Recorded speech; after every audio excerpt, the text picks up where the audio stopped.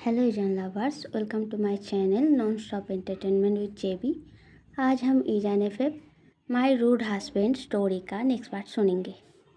ईबो जाओजान के मुंह के आगे गर्म पानी का ग्लास पकड़ के बोलता है, ड्रिंक इट। उसके बाद ईबो के बात को सुनकर उठने के लिए कोशिश करता जाओजान कन्फ्यूजनली एक बार ग्लास के गर्म पानी की तरफ और एक बार ईबो के तरफ देखता है। ईबो के सीरियस फेस एक्सप्रेशन देखकर वो सोचता है शायद ईबो उसे वो पानी पिलाकर पता करना चाह रहा है कि उसने पानी में कुछ मिलाया है कि नहीं। ये सोचकर जाओजन थोड़ा सैड होके धीरे धीरे सिप सिप करके उस ग्लास में से थोड़ा सा गर्म पानी पी लेता है। फिर ईबो के तरफ उस पर खामोखा शक करने के लिए पाउटी सा फेस लेकर देखता रहता है। ये देखकर ईबो नॉर्मली बोलता है, क्या और नहीं पीना? Okay then.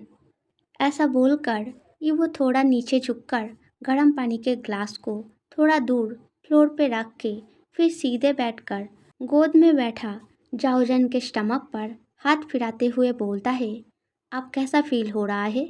अभी भी पेन हो रहा है क्या?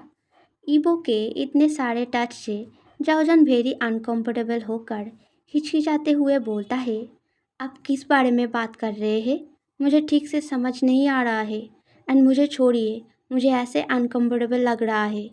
ये बात बोलकर जाओजन मन में सोचता है, मुझे जल्दी से यहाँ से उठना चाहिए, वरना अगर इनके पैंट में कोई दाग लग गया तो इनको मेरे सीक्रेट के बारे में पता चल जाएगा। तब कॉलेज में और भी ज़्यादा परेशानी होगा।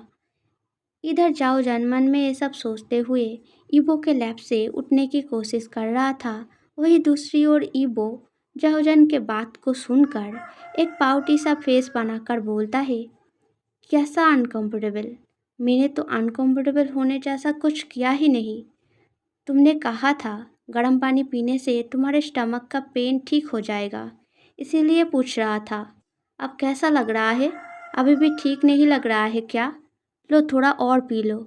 ऐसा बोलकर ईबो गर्म पानी के ग्लास को फिर से फ्लोर से उठा के जाओजन के फेस के आगे पकड़ता है।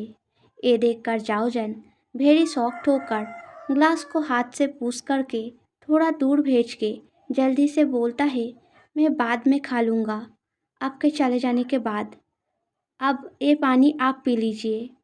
ये सुनकर ईबो जाओजन के ओर देख के एक नोटी वाला स्मिंग करके बोलता है, क्या तुम मुझे तुम्हारा झूठा खाने को बोल रहे हो ताकि हम दोनों का प्यार और ज़्यादा गहरा हो?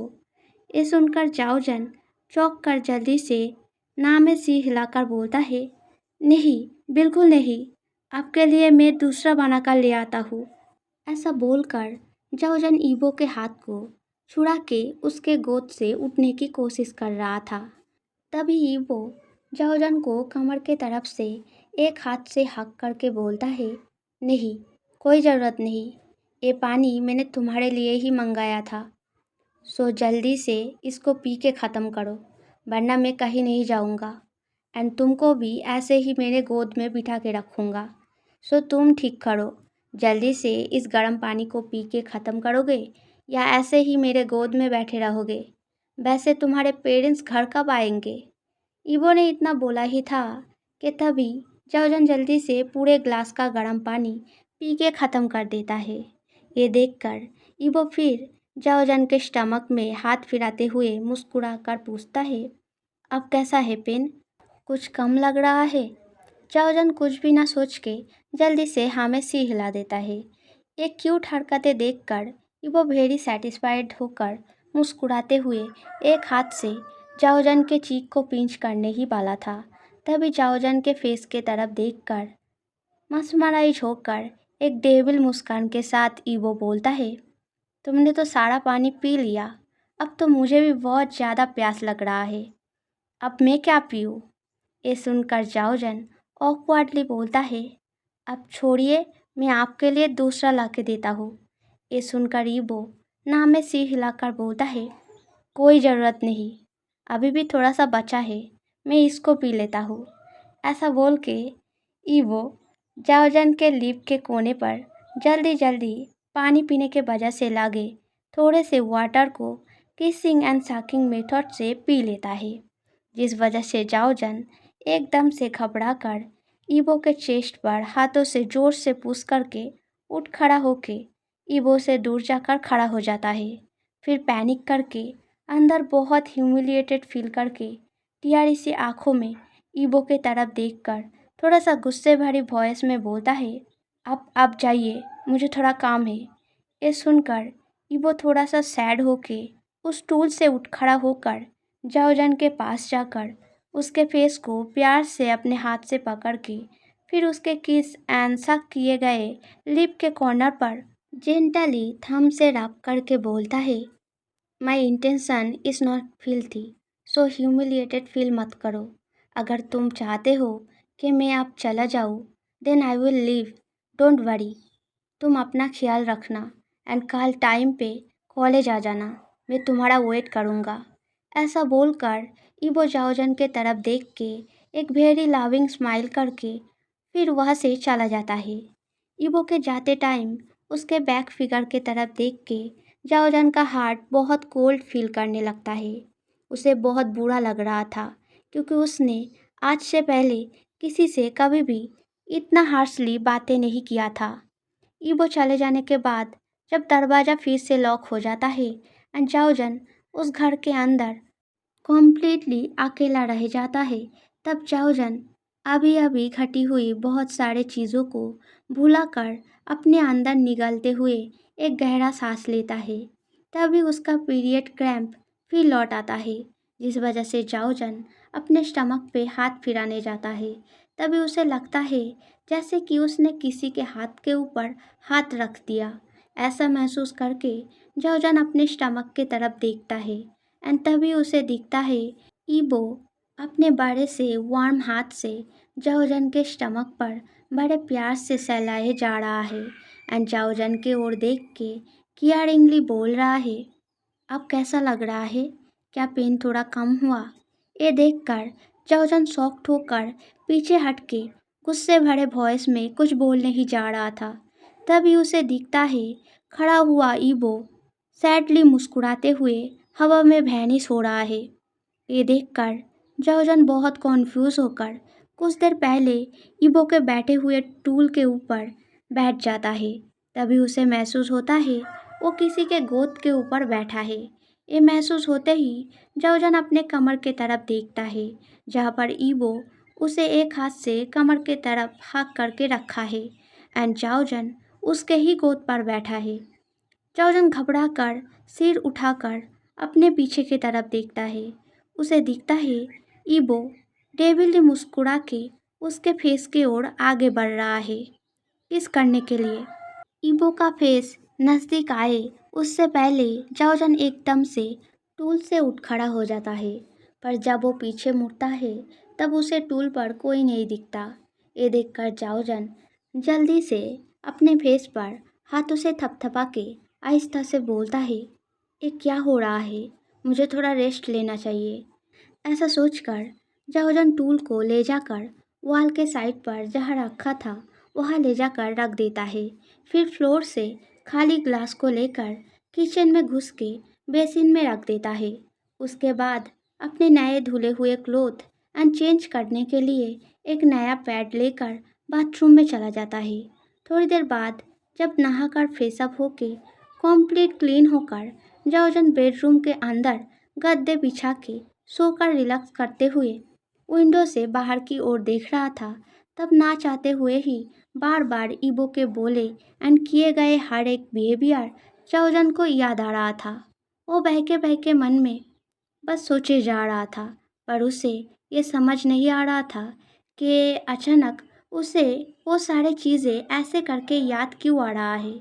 इन सारे चीज़ों के पीछे वजह क्या है आखिर? ऐसा सारा कुछ सोचते सोचते पीरियड के टायर्डनेस के वजह से जाओजन को नींद आ जाता है एंड वो एक बार घड़ी की तरफ देख के अभी भी 1 घंटा है उसके बहन के स्कूल के छुट्टी होने में, ये सोचकर पीसफुली आंखें बंद करके सो जाता है। दूसरे दिन सुबह ईवो कॉलेज आकर अपना क्लास छोड़ के बोर्ड पर टंगे रूटीन देखकर पूरे दिन फर्स्ट ईयर के हर एक क्लास में घुस घुस के बारी बारी से चेक करने लगता है जाओजन को देखने के लिए। पर पूरा दिन बीत के कॉलेज छुट्टी होने टाइम भी जाओजन उसे पूरे कॉलेज में कहीं नहीं दिखता। ये देखकर ईबो बहुत इम्पेशेंट एंड वारिड हो जाता है। वो कॉलेज से बाहर निकल के टैक्सी लेकर जाओजन के घर पे जाने ही वाला था, पर तभी उसका मॉम उसे कार से लेने आ जाता है। तो मजबूरन उसे कार पे बैठकर घर जाना पड़ता है। पर जैसे तैसे रात गुजार के दूसरे दिन बहुत सुबह सुबह उठ के ईबो घर से निकल जाता है। जाने के पहले वो अपने मॉम से बोलता है, मुझे कुछ इम्पोर्टेंट काम है, मैं वहीं से कॉलेज चला जाऊंगा, आप चिंता मत करना। ऐसा बोलकर अपने माँ के बात न मान के घर का कोई कार न लेके ईबो सीधे घर से निकल के रोड से एक टैक्सी लेकर जाओजन के घर पे चला जाता है। 4 से 5 बार बेल बजाने के बाद मिसेस जाओ दरवाज़ा खोलता है एंड दरवाजे के आगे खड़ा इतना रिच क्लोथिंग पहने ईबो को देखकर कॉन्फ्यूजनली पूछता है, हाँ क्या चाहिए? ईबो आगे इस अनजान वुमन को खड़ा देखकर दरवाजे से घर के अंदर आंखों से झांकते हुए मन में सोचता है शायद जाओजान का मॉम है। ये सोचकर वो एक पोलाइट मुस्कान देकर वो करके बोलता है, गुड मॉर्निंग आंटी, क्या जाओजान घर पे है? क्या आप उसे थोड़ा बुला देंगे? ये सुनकर मिसेस जाओ शॉक्ड होकर ईबो को एक बार सिर से पाँव तक देखकर फिर बोलता है, क्यों, क्या काम है उससे? ये सुनकर ईबो इम्पेशेंट होकर जल्दी जल्दी बोलता है, मुझे उससे मिलना है। इतना बोल के ही ईबो अपनी गलती को समझ के गले को थोड़ा खड़ास के नॉर्मल वॉइस में बोलता है, मैं उसका कॉलेज फ्रेंड हूँ, कल वो कॉलेज नहीं आया इसलिए चिंता हो रहा था, सो उससे मिलने आ गया। क्या वो घर पे है? आप ज़रा बुला देंगे उसे? ये सारा बातें सुनकर मिसेस जाओ ईबो के तरफ डाउटिंग नज़रों से देखकर बोलता है, नहीं, वो अभी घर पे नहीं है, वो अपने नानी के घर गया है, 5 दिन बाद लौटेगा। ऐसा बोलकर मिसेस जाओ धड़म से ईबो के फेस के ऊपर दरवाज़ा बंद कर देता है। ईबो ऐसा बिहेवियर देख के अपने बालों पर हाथ फिराते हुए सोचता है, ये इतना गुस्सा क्यों हो गए? क्या ड्रेसअप अच्छा नहीं लगा? जाओजन का मॉम जाओजन से बिल्कुल उल्टा है। ईबो ने इतना बोला ही था कि तभी उसे अंदर से जाओजन का वॉइस हल्का सा सुनाई देता है। ये सुनकर ईबो फिर से दरवाजे का बेल बजाने जा रहा था, पर फिर कुछ सोच के सैडली वहाँ से चला जाता है। वही दूसरी ओर अभी अभी बाथरूम से फ्रेश अप होकर निकल के मम्मा का दिया हुआ गरम सूप को एक जगह बैठकर खाते हुए जाओजन क्यूरियस होकर किचन में काम करता हुआ अपने मम्मा से पूछता है, कौन था मम्मा इतना सुबह? ये सुनकर मिसेस जाओ किचन में काम करते हुए कैजुअली बोलता है, तुम्हारे कॉलेज से कोई आया था, अपना नाम नहीं बताया, बट देख कर ही पता चल रहा था बहुत रिच घर का है।